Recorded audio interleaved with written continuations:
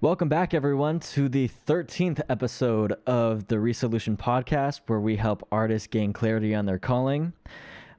I'm your host, Alex Lacey, and I am, first of all, very sorry for the video. I'm trying to get my phone working as a webcam, so it's a work in progress. But this week, we have a very special guest. He's a former professor of mine. I had him freshman year now, which has been, let's see, when was that? 4 20, years ago, right? yeah, that was, I think, winter 2020. Yeah, that was right before COVID hit. hmm And then I remember you were, COVID hit during that term, yeah, and we had to move the whole final exam online, and yeah, it was crazy. I remember the last couple days you were like, some of you guys are getting pretty nervous about this whole COVID-19 thing, so you don't have to show up to class if you don't want to, which I was like, felt a little whoa. bit irresponsible having 200 people in a lecture hall in spring of 2020. It's Yeah. true. Man, it was crazy times. But this week's guest is Dr. Zachary Wallmark. He is a musicologist and most heavily interested in music and timbre and sound cognition, which, if you don't know what timbre is, that's the way sound sounds, I guess. I love that definition. Yep. A, how a flute sounds different than an oboe or a violin or a trumpet, for that matter.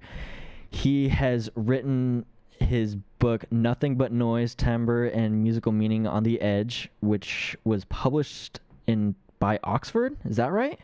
hmm Wow. In 2022, so it was just released. Congratulations on that. Well, thank you. And his work has been noted in Newsweek, Psychology Today, Forbes, the Wall Street Journal, and NPR, which is incredible. So I am humbled to be able to interview you. And ladies and gentlemen, this is Zachary Wallmark. Thanks for inviting me, Alex. Yeah, absolutely. So I guess we can start with the beginning. How did you first get introduced to the idea of messing around with timbre and the characteristics of sound? Was it through, you were a jazz bassist first, correct? Was it through that? Yeah, so I mean, I like most folks who are professors of and researchers in music who do music history and things like this. I got my start as a performer, and specifically, this was a couple forms. One was playing bass, like you said, electric bass, acoustic bass, and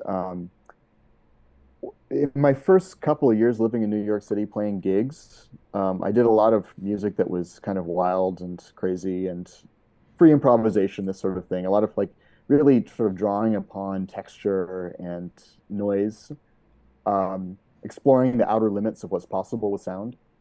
And it was always so interesting, like looking at how folks responded to music that was a little bit avant-garde. You had some people who just loved it and thought that it was that noise kind of represented freedom from the constraints of music and this kind of thing. Um, there was something, there was a sort of liberatory potential in this sound for lots of fans. But then other people listened to it and they just heard it as something that was painful and crazy. Um, so I think that's what kind of planted the seed in me of wanting to really go deep on how sound itself um, structures how we perceive others, how we sort of navigate our musical environment. This is totally independent of the notes themselves. This is like you said, I like that the sound, how sounds sound, right?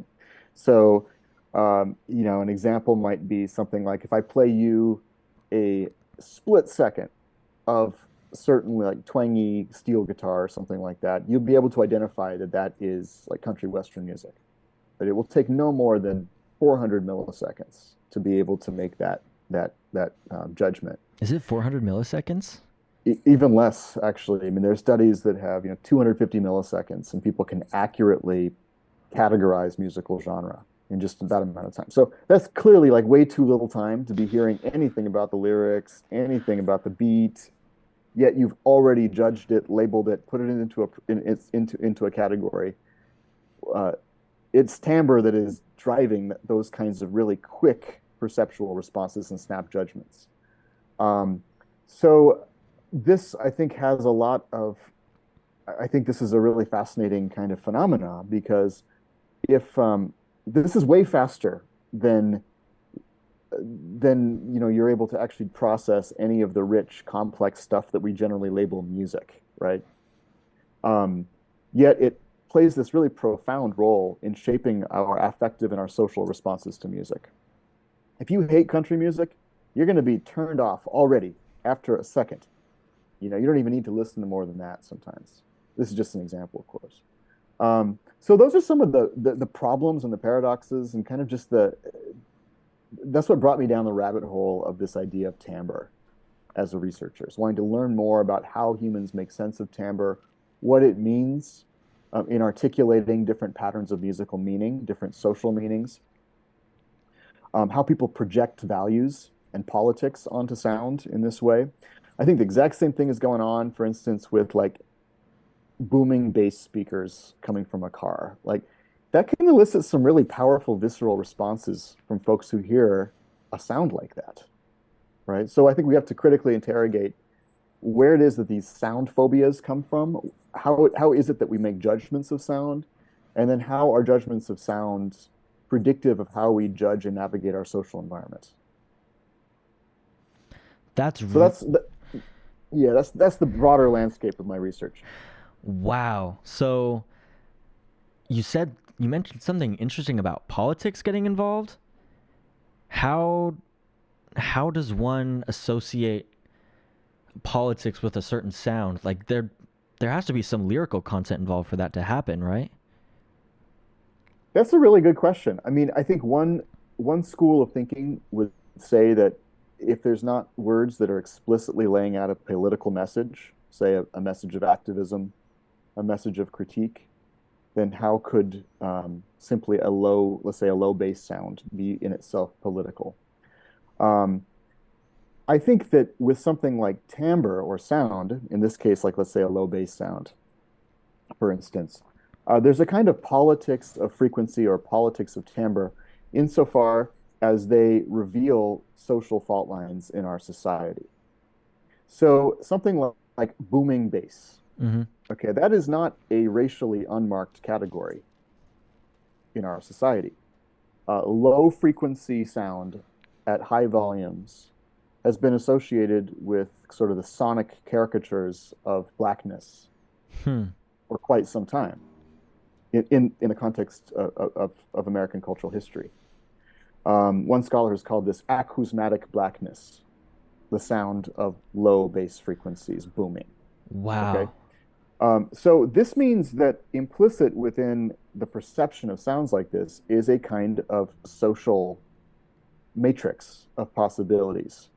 Um, and I think in a sense, this is how sounds can take on political meaning, even though, of course, they're not registered for the Democratic Party or the Republican Party. We're not talking about party politics here. We're Yeah. talking about cultural politics and how different groups of people interrelate and read one another and interact. Okay.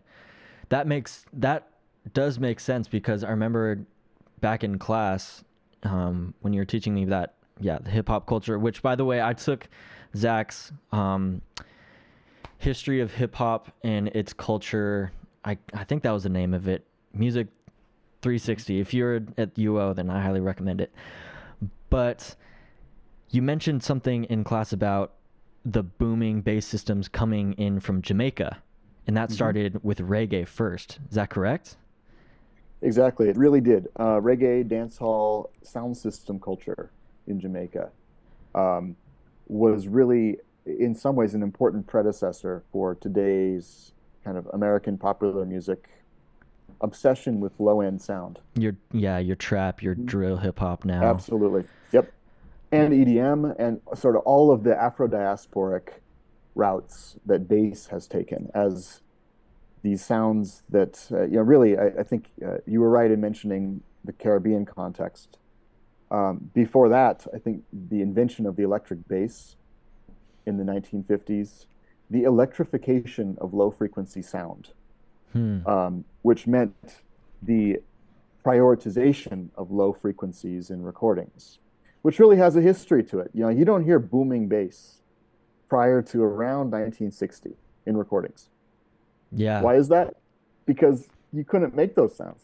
I mean, like short of having a military grade speaker software, speaker hardware, you just couldn't make those sounds. And in fact, a lot of the first major developments in woofer, woofer design, subwoofer design, cones and baffles and things like this, and just the sort of power to drive low end sound comes out of military research. So the Military military research. after World War II, during World War II, is really driving the development of sound system, PAs, systems of amplifying sound.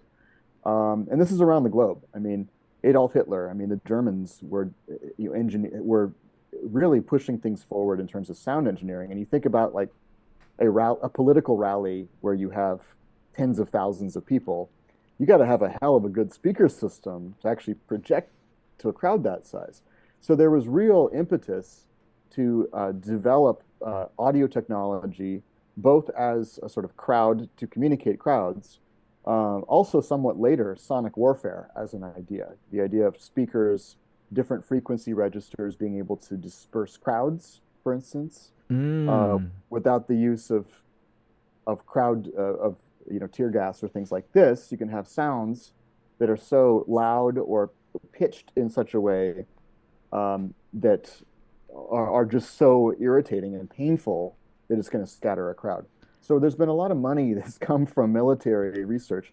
This is all sort of digression to say that bass comes out of this military industrial complex.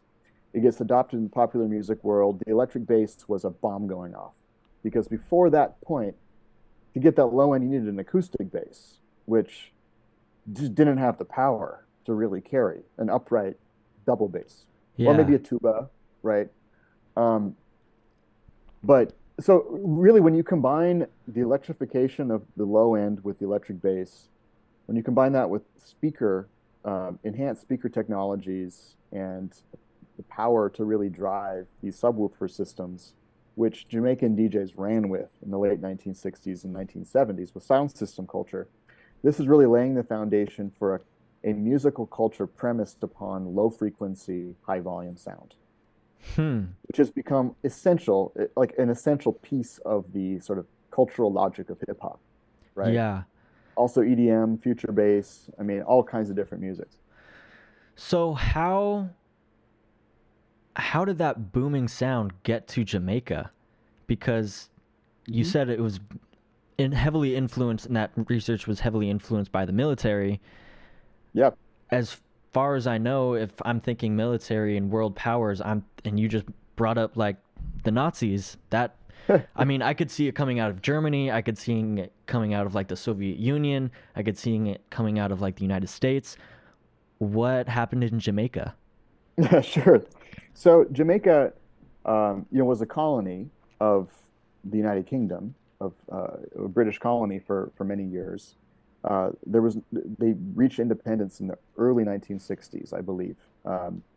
Sometime it was a post-war independence movement in Jamaica. Um, so this was a time period where all of a sudden the Jamaican economy was flooded with American popular culture. The earliest DJs they spun R&B, soul records, um, this kind of thing. It really wasn't until the 60s and especially the 1970s when an indigenous music market in Jamaica centered around reggae really became the dominant musical force of the sound systems of Jamaica. A lot of this technology was coming in from the States, Hmm. just like a lot of the records. In the 50s, for instance, there was a lot of R&B that was being spun by DJs in Jamaica. Right. Um, but by the time certainly we reached the 1970s, sound system culture was largely driven by recordings that were produced locally in Jamaica. Um, And it was really at this time, the late 1960s and especially the 1970s, where you had this kind of competitive one-upsmanship amongst sound system DJs, where different DJs would try to power their systems in innovative ways and to throw the best parties, frankly, to really cultivate and sculpt that low frequency sound, but also to make it just loud, right? Mm. So that you could potentially just grab some power off of a municipal street light, set up outside, um, and throw a party. Um, so there's the sort of element in there's an escalation of sort of the value of bass amongst this subculture of musicians in Jamaica in the 1970s. And guess what? A lot of these folks immigrate to the United States and bring this musical value system with them. This is really fundamentally the story of DJ Kool Herc, um, one of the foundational DJs in early hip hop history. He's often credited with being the first person to uh, use one small section of a record, the break section. This is a percussion where everybody would lay out and you just hear the drums, maybe drums and bass. It's Um, your Apache. exactly. So you like your classic Beat Boy canon of breaks. Um, this was Herc as a teenager, kind of going through his record collection, finding sometimes these moments are brief. Mm-hmm. It's maybe a 20 seconds long, but he noticed that folks would go crazy on the dance floor when it got to those sections. So he figured out a technique he called the merry-go-round of uh, bringing us back using two copies of the same record and moving between them to isolate those breaks on the beat. But he's coming out of a very Jamaican-inspired musical ecosystem and mindset, right? Where it's about having a killing sound system. It's about creating good vibes and rocking the party, getting those dancers to dance. Was he from Jamaica? Did he move to the States from Jamaica? Yes, yep, Okay. yep. His family is Jamaican. He's Jamaican. Um, so he had that kind of background Okay. where sound system culture, where the role of the DJ was already a very well articulated kind of position in the music scene at that time. And he was really importing these values with him to the Bronx. Mm-hmm. Yeah, that's really interesting that just the tie of Jamaica to hip hop because you see that a lot. Like you to It's huge. who was it? Joey Badass. Both Mhm. of his parents are from Jamaica. And same with Yeah. he's not from Jamaica, but Kendrick Lamar in To Pimp a Butterfly, the Hmm. Black of the Berry. Yeah. That hook is 100% Jamaican. Straight up. Yep. So it's really interesting to see how when you think of hip hop, you don't really think of Jamaica. Sure. Sure. So, but that It's interesting. It's always kind of counterintuitive moment uh, in teaching that class, spending so much time on Jamaica because lots of students I think come into this just thinking, well, what does reggae have to do with hip hop? Like these are completely different styles. Um, so I like to look very closely. I think it's very instructive to look at the idea of bass and the technological supplements of generating bass as this sort of interpretive key to help us see the connections between these two. Sound system culture and the love of low frequency sound mm-hmm. becomes this sort of through line that shows how a particular preference system that might originate in the Caribbean can end up in the South Bronx. Okay. So what I guess I kind of asked this question earlier, but I'm asking it in a different way now. What about Jamaican culture loved the low end frequency? Was it like the djembe, like low frequency instruments coming out of Africa? Or was it, what was it? Is there anything, a part of that culture guided, that guided that culture to lower sub frequencies or just lower frequencies in general? There's a lot of folks who have written about this, people who Jamaican artists, Jamaican scholars, writers who have done their research in Jamaica. And it's hard for me to really say definitively. I think there's many explanations to that question that have been proposed by folks. Um, some people have talked about the preference for sounds that actually um, transcend the ears, so to speak. Let me put it that way. That hit you in the gut, that are more visceral, that are fully embodied and holistic, that really engage the whole organism rather than just kind of the intellect or just the ear. Um, there's a tactile quality to low frequency sound, right? That Absolutely. you don't get that with kind of comfortable mid frequency sounds. Hmm. They don't rattle you in your viscera, right? And there have been all kinds of ways people have theorized and kind of played with that idea. Well, why is it that this sound quality is so appealing to those people at that time? Um, I don't know if there's any satisfactory answer. I wouldn't be qualified to say it if it is. But I think it's a fascinating and really tantalizing and mysterious question to ponder. What is it about mid 20th century Jamaican culture and these DJs that really take to um, this sound quality? Absolutely. And it's interesting as you say that, um, the when you said something about that hits you in the gut, like a Hmm. sound that does that, because low frequencies absolutely do that. And Oh yeah. it reminds me of a story. I was in fourth grade and I was watching some people playing taiko drum, like the Oh my taiko drumming, gosh, those are incredible. and I Yeah. was like, "Oh my gosh, I need to get into this." And like the next year, I joined a club, and it was just incredible. Nice. Yeah, it was so much fun. Wow. Did you play the big So one? yeah, I did. I play the big one. I mean, they were all big, but Yeah. but it was a lot of fun because it just, like you said, it just rattles you, and it just makes you feel something you can't really put into words. I think that's what it is. Exactly. There's something, um, I mean, in so many ways, I have to sort of view the contemporary EDM festival as sort of the offspring of sound system culture from the 70s in some Hmm. ways.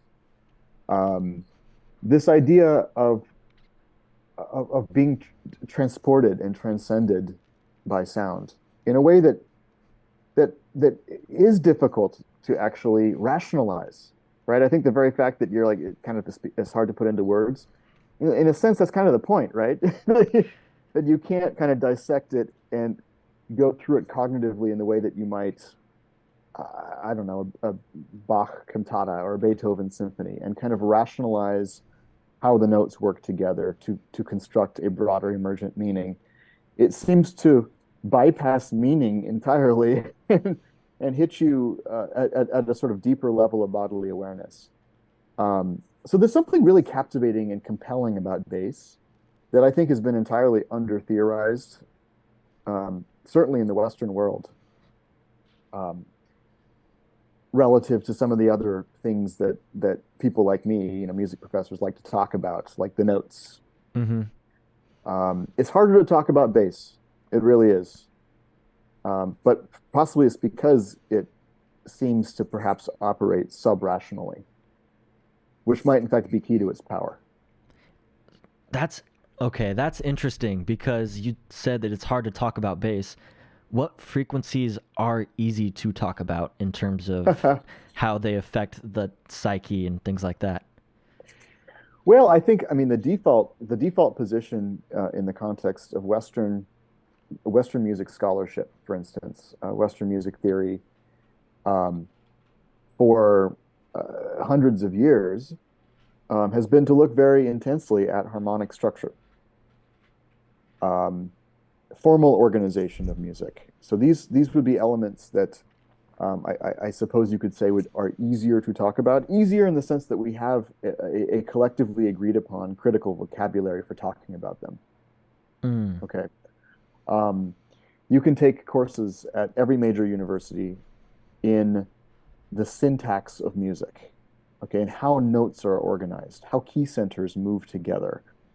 This is called the discipline of music theory. Yeah. Okay. Uh, Highly elaborated tools that have been developed over, I mean, really, frankly, going back to the ancient Greeks, we have some of our first music theoretical constructs. Um, these are ways of rationalizing music, if you think, if in one way of looking at this. So if I can define precisely what's going on in this music, if I can know it, then it becomes rational.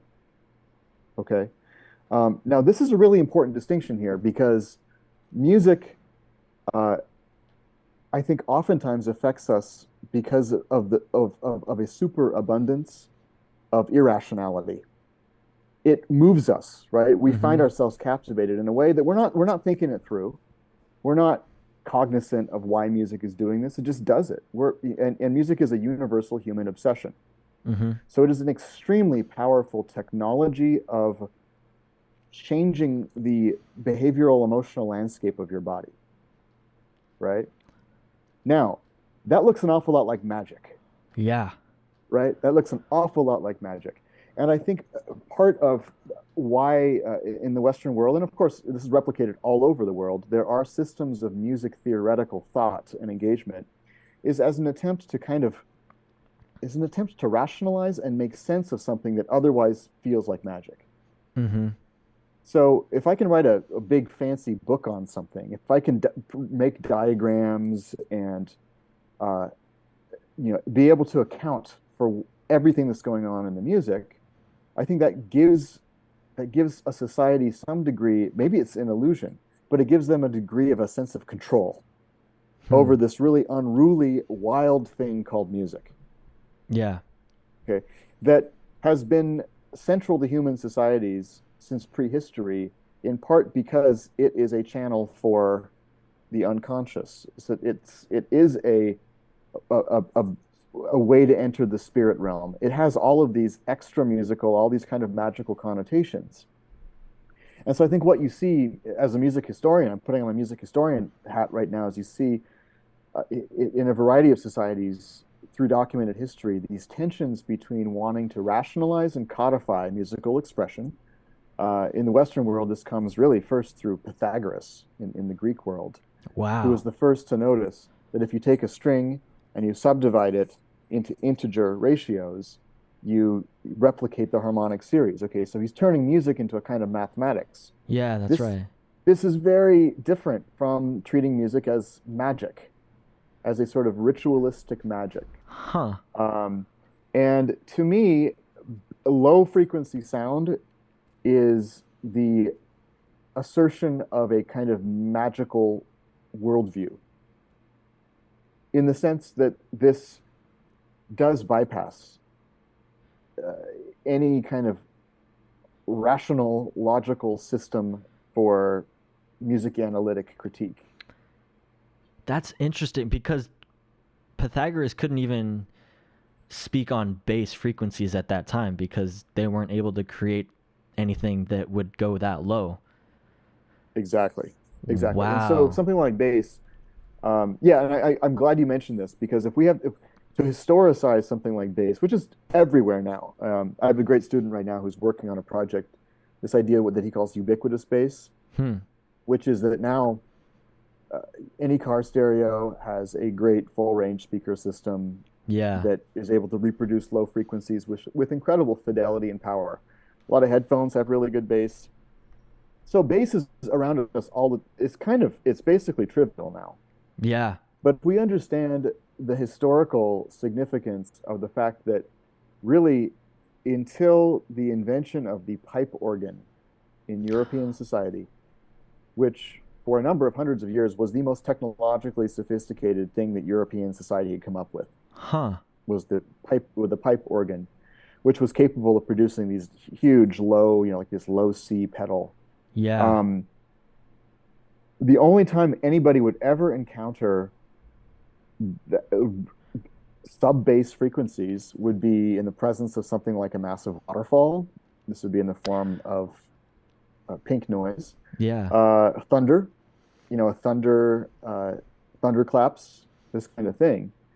The world was by today's standards, extremely quiet, low decibel, and not dominated by low frequency sound.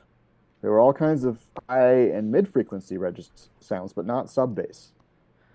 So, in a sense, when the church creates this thing called the pipe organ, Yeah. essentially they are gaining monopoly over access and control to bass. Which and is on the Sunday, magic. that one day a week, you might have access to hear those sounds. Wow. But you're not going to hear it at home. so, Yeah. so in a sense, I mean, again, you talk about you asked earlier a really good question about how can sounds be political. Well, in the context of early church history and the organ, there was something very politically efficacious about having monopoly over something that was so magically powerful, which is low sound. You can only get it there, which means that if you want access to that feeling, you have to engage with the church. Wow. And so this idea, and again, just to speak to the revolution in musical thinking that comes about when you have speaker systems and you have instruments like the electric bass that can power low frequency sound to that degree. This was kind of a revolution in how we approach sound. Yeah, made it like not exclusive. It made it so everybody could get it. It made it inclusive rather Totally, than just exactly. exclusive to Totally just right. one. It democratized bass Mm-hmm. to a certain degree. That is insane. So we wouldn't have the baby without the church. This is what I'm Hey, hearing. maybe not. I love that. That's a quotable right there, Alex. Yes. Instagram. No, I'm playing. I think unfortunately, I say this honestly with a heavy heart. I think we might be running out of time. But this has been an incredible conversation. Thank you so much, Dr. Wallmark, for coming on here. It was awesome talking to you about everything bass. Thanks for having me, Alex. Yeah, absolutely. And if anybody from the University of Oregon's watching this, hit him up. He's an incredible MUS professor. 360. It's fun. Music 360. So thank you so much. And I will send you, what I like to do with all of the guests on here is send them a cassette recording of the podcast. So Love it. I can meet up with you in the next couple weeks. I have to order some more, but yeah, I'll get that to you soon. Awesome. Looking forward to it. Thank you. Thanks, Alex. Yeah, thank you. Peace, everyone.